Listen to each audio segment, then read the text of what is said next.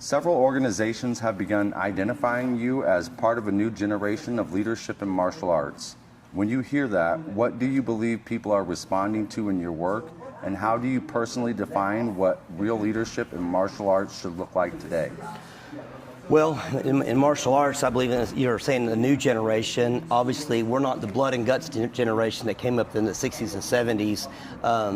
A lot of reasons because we have a lot of more children training these days. And so our training has to be a little different than it was in the 60s and 70s, where there's not so many injuries, but more or less we're teaching not just martial arts how to defend yourself, but also character traits too, how not to fight, how to avoid situations where you have to get into a fight more for self-defense, and just treating people with respect and courtesy, so you don't have to do that. And so yeah, it's a different generation than what it used to be, and my job in this leadership generation now is to help children and adults grow in their character, to have more integrity, and be more respectful. But not only that, is if they had to defend themselves, they can do it. But with our training, we don't have to really knock each other out to do that. We can still train hard, and I believe in hard training, but at the same time do it where it's in a way that children aren't being hurt at the same time. Many martial arts leaders in the past were known for very strict, almost military style of authority. Your dojo seems to reflect a different tone that blends discipline with community and family. Was that something you consciously chose to build, or did it naturally grow into that because that's the type of person that you are? I believe both, really. I believe in hard work and more of a military style with discipline. I do believe that. It has grown into a family because we are called a karate family. Because we're like a family where we come together and we train with each other. We spend a lot of time in the dojo together with our students and even parents even. Yeah, we believe in hard work and discipline to make sure the students work for what rank they have, what level that they make it to, but at the same time making it where it's fun, enjoyable place to be. I'm a firm believer in students smiling and sweating. Every dojo eventually takes on the personality of the instructor leading it. When people spend time around your school and your students, what do you hope that they notice about the environment that you've created, and why are those values important to you? Well, as an instructor, I hope to instill with them, number one, integrity. I want to be someone that they trust. Now, that's what I want to instill in my students, someone that's trustworthy, that's honest, and I personally am a Christian, and so I want them to have Christian values as well as I follow Jesus. That's how I do. And at the same time, but I want them to know that discipline and hard work, it pays off when you work hard and you persevere. And that's what I teach my students. Perseverance is never giving up. You're not going to give up, not just here, but when they get a job one day. Just because when things get hard or their marriage gets hard for an adult, they're not just going to give up on it, but they're going to push through it, even hard times. So we work hard to dojo, sweat and smile at the same time, but we push through it and learn perseverance at the same time. So that's what I want to instill with them, is perseverance, honesty, and integrity.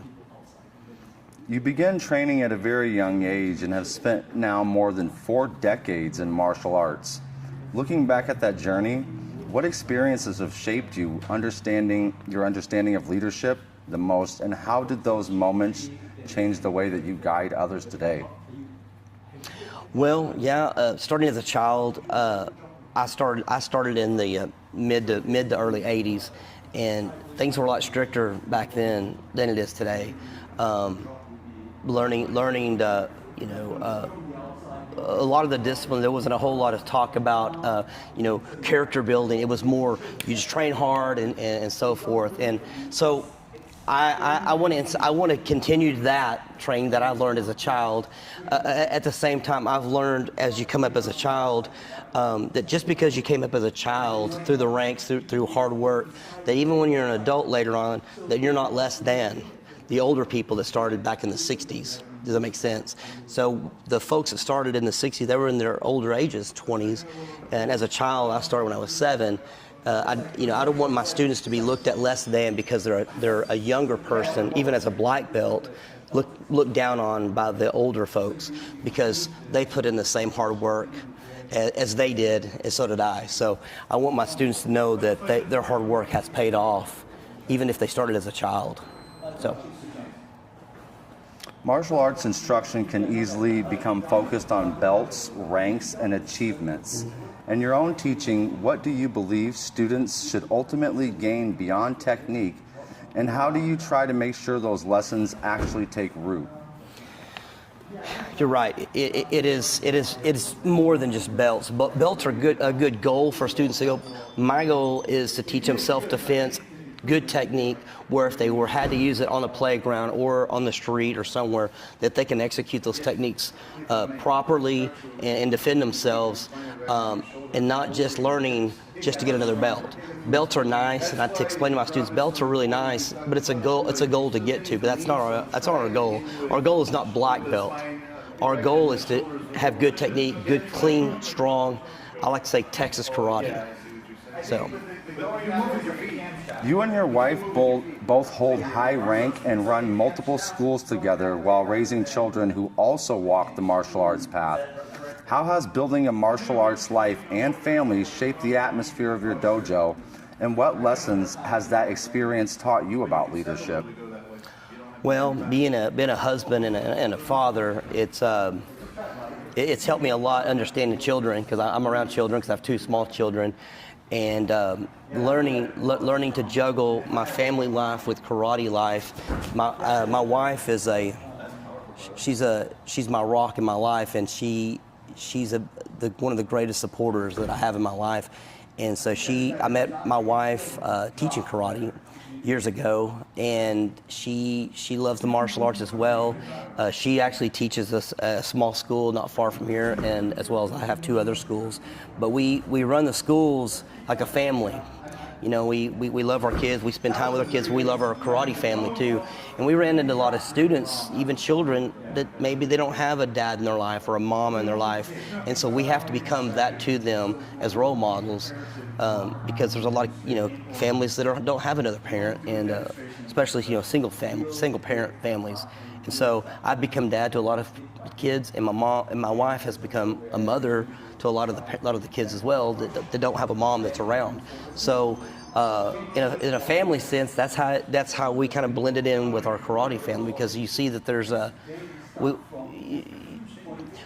need in our generation now with children growing up that they don't have that, and we not want to teach karate. We want to teach them that, there's people that they just love and care for them also, not just to hit people all the time, but to love on them also, build them up as a person, because they deserve that, because they're very important people, and to let them know that, hey, we're here for them no matter what. If they have problems in their life, they come to Mr. Starnes, they come to my wife, and we want it to be a safe place to be. So yeah, it is a family environment at the same time as a dojo. So. Many instructors can produce skilled students, but far few manage to build a community that stays together over many years. What do you believe makes the difference between a school that simply just teaches classes and one that becomes a long-lasting martial arts family? I think it's good. It's a good question. So I believe myself and our school, we believe that not only having classes, belt tests, and hosting tournaments, we host a lot of tournaments as well, inter-school tournaments. It gives the students opportunity to, outside of class, to compete with one another, to win medals, good clean competition. Of course, every school has belt exams, but with our school, we'll have karate camp. Like this summer, we have a lake here, and we host a whole weekend of our students and other students to come, and we have seminars, and we have instructors to come teach, so the kids can mingle with each other outside of class, and it builds that camaraderie with each other. And then we go swimming, and like next weekend we have a movie night up here. We're watching a cartoon karate movie, and we're going to buy a bunch of pizzas, and we're going to have a good time. And it builds just that community within the karate school, outside of class per se, you know what I'm saying? So they're not only fighting in self-defense, doing forms together, but then the next time they're having a meal together, they're fellowshipping together. And so that's how I bring it together. We have to have extracurricular activities outside of class to keep that bond going. Martial artists sometimes travel hundreds or even thousands of miles to train with someone they respect. Yeah. Master Wee has spoken about making that trip many times to support you and what you are building. What do you think people experience in your dojo that inspires them that level of respect and commitment? And what responsibility do you feel knowing that others see you in the leadership that way?